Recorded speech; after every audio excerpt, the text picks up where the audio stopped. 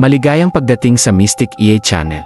Ngayong gabi, ihahatid namin kayo sa isang lugar na tila kinalimutan na ng panahon, ngunit hindi ng mga espiritong hindi mapakal. Ang Capitol Medical Center, CMC, sa Quezon City, na itinatag noong March 19, 1970, ay isa sa mga pinakaunang pribadong ospital sa bansa. Subalit, sa kabila ng kanyang kilalang reputasyon bilang tagapagtaguyod ng kalusugan, ay may itinatagong madilim na lihim, ang mga pinagmumultuhang pasilyo nito na bumabalot sa ospital ng takot at kaba. Sa loob ng maraming taon, ang mga kwento ng mga kaluluwa, mga di maipaliwanag na mga insidente, at mga nakakakilabot na pangyayari ay naging bahagi na ng malagim na kasaysayan ng ospital. At sa mga kwentong ito, may dalawang istorya na nag-iiwan ng pangilabot sa bawat taong makakarinig. Ang elevator patungong morgue, isa sa mga pinakanakakatakot na kwento sa CMC ay ang tungkol sa isang elevator. Isang elevator na itinuturing na sumpa ng ospital. Noong mga nakaraang taon, may isang matandang lalaki na nakaranas ng isang trahedya na nagbunga ng kanyang kamatayan. Ayon sa kwento, abala ang matandang lalaki sa pakikipag-usap habang siya ay naglalakad patungo sa elevator. Hindi niya napansin na bukas ang pinto ng elevator, ngunit wala itong laman. Walang elevator cabin na sasaluhin siya. Tuluyan siyang nahulog sa walang lamang shaft at natagpuan ang kanyang sarili sa yakap ng kamatayan. Mula noon, sinasabing naging sumpa ang elevator na iyon, nagdadala ng mga hindi maipaliwanag na engkwentro sa mga susunod na gagami. Si Kevin, isang watcher, ay naranasan mismo ang kilabot na dala ng elevator. Kasama ang kanyang ama at kapatid, patungo sila sa ikalawang palapag ng ospital nang biglang bumaba ang elevator sa basement. Pagbukas ng mga pinto, isang lalaki, nakasuot ng slacks at long-sleeve shirt, ang bumaba. Waring may landas palabas, sinundan nila ang lalaki papasok sa madilim na bahagi ng basement. Ngunit sa kanilang pagsunod, bigla na lamang naglaho ang lalaki sa harap ng kanilang mga mata, parang nalunod sa dingding ng ospital, iniwan silang nakakulong sa halos kumpletong kadilima. Nagpanik sila, kinatok ng buong puwersa ang pinto ng elevator. Desperado silang makalabas sa kalunos-lunos na sitwasyon. Matapos ang tila walang katapusang sandali, bumukas ang pinto at dali-dali silang umakyat, pabalik sa mga ligtas na palapag ng ospital.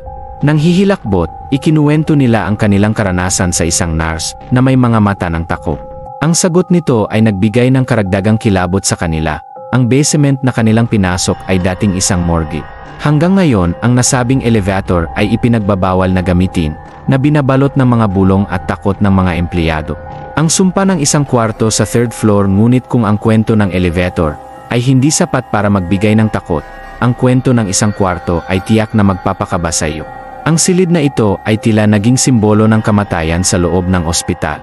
Isang gabi, dinala sa CMC si Maria, isang dalaga na may matinding lagna. Hindi maipaliwanag ng mga doktor ang kanyang sakit, at siya ay inilagay sa isang kwarto sa third floor, isang silid na may masamang kasaysaya. Ilang taon na ang nakalilipas, isang pasyente ang misteryosong namatay sa silid na ito, at mula noon, naging bahagi na ng alamat ang mga kakaibang pangyayaring bumabalot dito. Habang lumalalim ang gabi, tila bumibigat ang presensya ng kamatayan sa silid.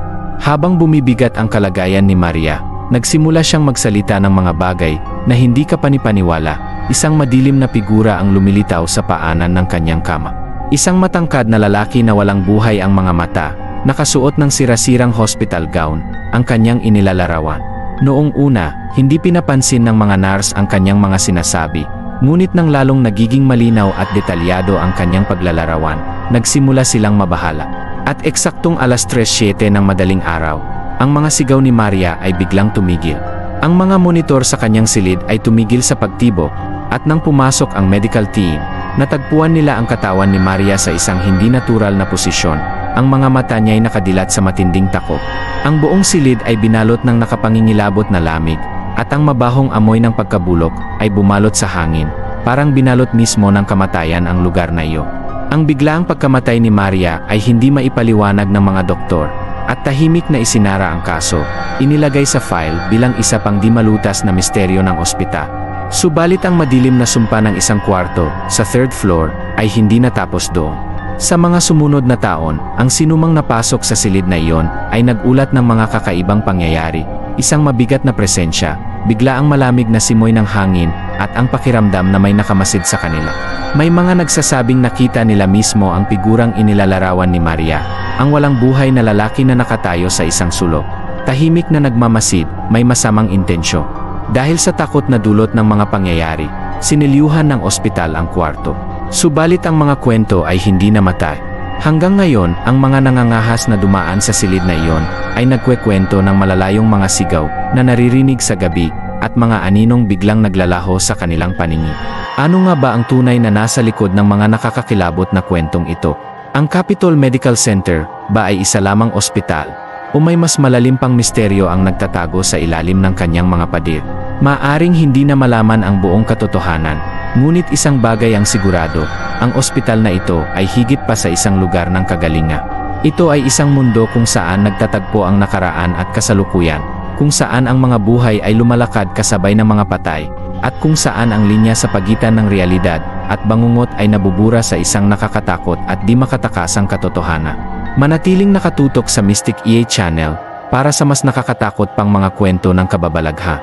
Tandaan, kapag dumilim na at naging tahimik ang paligid, panatilihin mong bukas ang iyong mga ilaw.